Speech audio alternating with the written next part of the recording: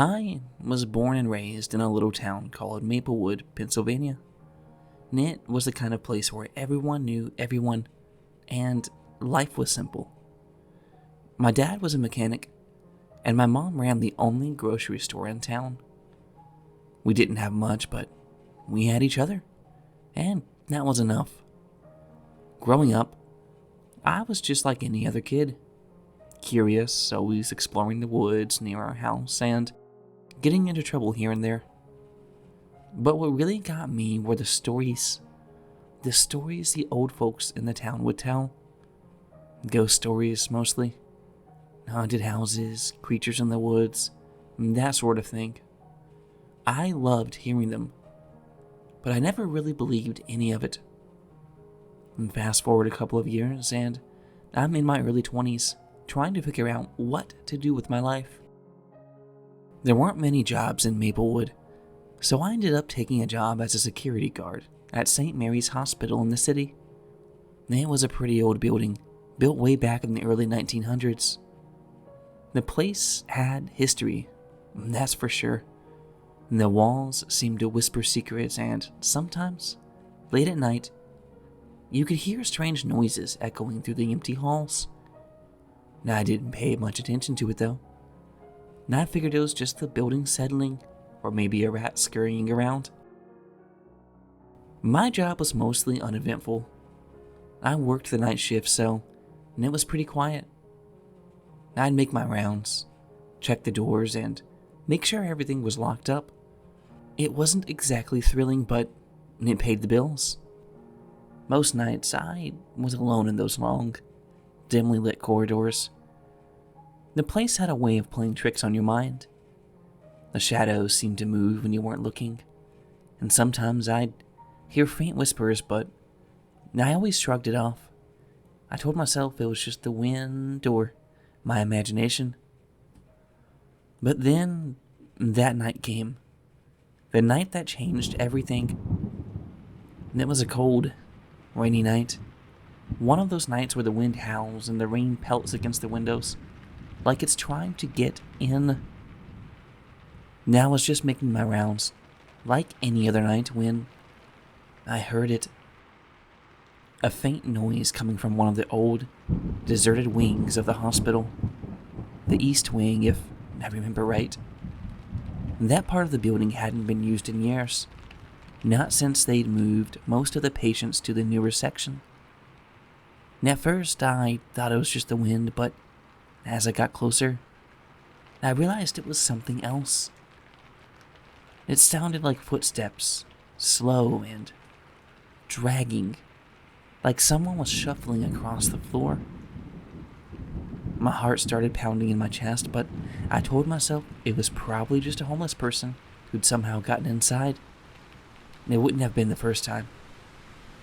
And I followed the noise down the hallway, my flashlight barely cutting through the darkness. The air was cold, colder than it should have been, and there was this smell like something was rotten. When I turned the corner, I saw her. She was standing at the end of the hallway, her back to me. She was wearing a hospital gown, the kind they gave patients, but something was off. Her legs were all wrong. They were mangled and bent backwards in a twisted way that shouldn't have been possible. I froze, my heart in my throat.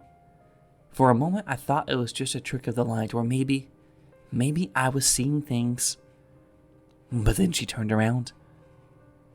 I'll never forget what I saw in her eyes. They were black, completely black, like there was nothing going on there but darkness. And that smile. It was twisted and unnatural, like her face had been stretched into a grin. But the worst part was the way she moved. She didn't walk. She ran, her twisted legs carrying her towards me faster than anything human should be able to move. I didn't think. I just turned around and ran myself. And I could hear her behind me, and those awful, twisted legs slapping against the floor. But the sound was wrong. It sounded like bones were breaking with each step. and the lights flickered above me as I ran, and I could feel her getting closer, her breath cold against my neck. I wanted to look back, to see how close she was, but I knew if I did, I wouldn't make it out of there. And I ran faster than I ever thought I could, my feet pounding against the tiles as I raced towards the main entrance. My lungs were burning. My legs felt like they were going to give out, but I couldn't stop. I couldn't let her catch me. Just as I reached the door, I heard a scream, a high-pitched, blood-curdling scream that echoed through the hallway. I don't know if it was her or me, but it was enough to push me through those doors and out into the cold night. The moment I crossed the threshold, everything went silent. The footsteps stopped. The lights stopped flickering, and the cold, oppressive feeling that had been pushing down on me vanished. And I stood there, gasping for breath, staring back into the hospital. She was gone, but I knew she was still there, hiding in the shadows, waiting. And I quit the next morning. I told my boss I couldn't do it anymore, and I packed up and went back to Maplewood. I never told anyone what happened that night, not really. I mean, who would believe me?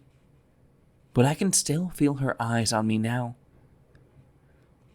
Like she's watching, waiting for the right moment to come back. And I don't go back to the city much anymore, and I stay away from hospitals whenever I can. But every now and then, when the wind howls just right, or when I'm alone at night, and I think about her, about what I saw, and about how close I came to never making it out of that hospital. And I wonder if she's still there, haunting those halls, waiting for the next poor soul to come across her path.